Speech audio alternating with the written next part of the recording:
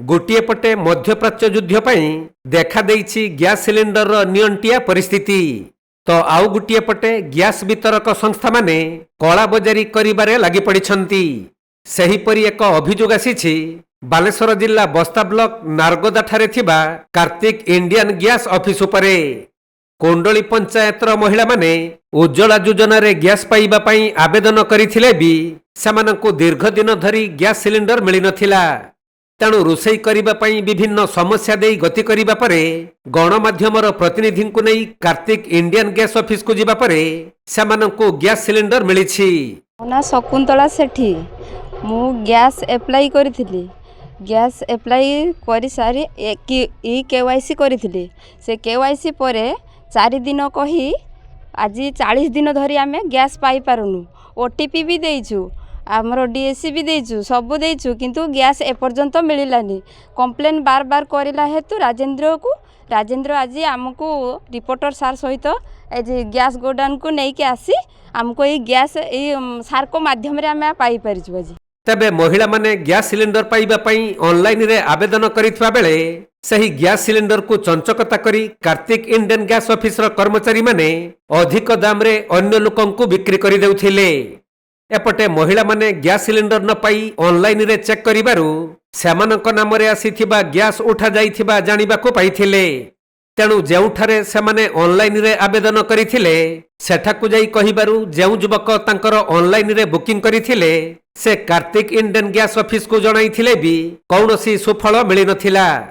परे गणमाध्यम प्रतिनिधिंक सहारा नै महिला माने सेमानकर गैस सिलिंडर पाई परिछंती।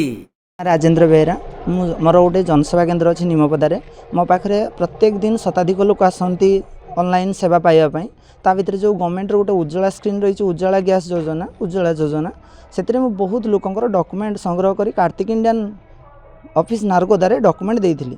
सेठी से माने अप्लाई कलापर लोक केवाईसी करैले, ओटीपी नेले, गैस डिलीवर कले बिली प्रोसेस करदे गैस फोटो उठे दी खाली सिलिंडर थोक फोटोटे उठे दी गैस दौ नथिले। एक कथा आसिक बारंबार ऑफिस रे कहवा पर ऑफिस मालिक मत कहले तू किए तू कहते किए असभ्य भाया मो साथ व्यवहार कले। तापर एक कथा मु कस्टमर को जाई जनइली जे से दौना से सब करिक नहीं तमे गोटे काम कर समस्त गार्डियन एवं तमे निजे जाई ऑफिस रे पहुँच मु भी पहुँची पहुँचला पर से सार को पचारे कहीं दौना एवं एक कलापर से गार्डियन माने मीडिया को सहायता रे आसी आज ऑफिस रे पहुँची समस्त कथा आलोचना कलापर से मानिले जे गैसटा हाँ नहीं आज दौरान गैसटा। एत दिन बीतवार कारण ऑफिस रे कला बजार चलती। सरकार स्वच्छता आणुचंती किंतु ऑफिस रे स्वच्छता नहीं। आज गोटे कस्टमर जदि बुकिंग करिछि पाइब धर नियो एबे कटकणा चलती जेहेतु गैस रे चारिआडे भी आम देखुँ न्यूज रे शुणुचु एवं एटा भी सत्य कटकणा किंतु ता मध्य भी सरकार समस्त गैस समस्त ऑफिस की रीतिमत जुगेई चलती बोली जोगणा अधिकारी द्वारा कि जोगणा मंत्री कृष्णचंद्र पात्र सी प्रचार करुँच किंतु एठी लोकों समाधान तृणमूल स्तर में पहुँचुना। जो ग्रामीण वितरक गुड़ाक रही लोकाल रे जो गैस डिलीवर करने कथा घर घर बोली ता न करवा सत्ते एमाने एठी सिलिंडर लोक ना डिलीवर करी अन्यत्र बिकी पैसा उपार्जन करुँच जहाँकि बहुत कस्टमर जो मैंने पूर्वर कर 1200-1300 कस्टमर मोर से मैंने गैस बुकिंग कले तांकर डिलीवर पड़ जाउची किंतु से माने गैस पाउ नांती मास 1.5 मास एवं किछि कस्टमर अछंती ओटीपी जाइनी से जानी नांती तांकर गैस ऑफिस थ्रो रे विड्रॉ करनिया जाउची। तबे गणमाध्यमर प्रतिनिधि माने एही समस्या संपर्क रे नारगोदा ठारे थिबा कार्तिक इंडियन गैस ऑफिस रो परिचालक बालुंकेश्वर बेहेरा को भेटी गैस सिलिंडर जोगाइबारे काहे किए परि चंचकता करा जाउची तार प्रतिक्रिया नेबारु से घटना को स्वीकार करिबा सह ऑफिस कर्मचारी त्रुटि बोली सफाई दैछंती। आउ एपरी समस्या हेबो नाही बोली गणमाध्यम आगरे कहिथिबा बेले किछि आवेदनकारी को से संगे संगे गैस सिलिंडर जोगाई दैछंती। बालुकेश्वर बेहरा कार्तिक इंडियन ग्रामीण वितरक। आज जो घटनाटी होइछि